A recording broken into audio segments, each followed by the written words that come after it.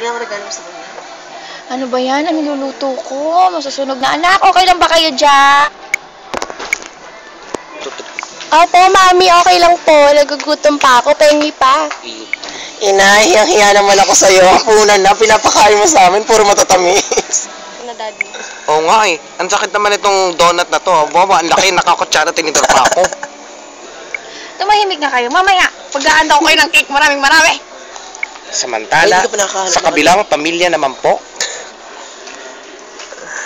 Saan yung daddy dyan? Wait lang. Ani, nakuha mo na ba yung kape mo? Oo, ito, yung hayaran mo na ko sa'yo. Hawak ko na nga eh.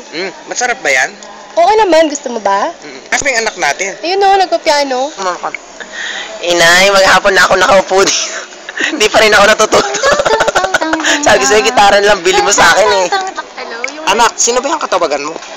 Pa, it's my heart. To me, okay, later. Okay.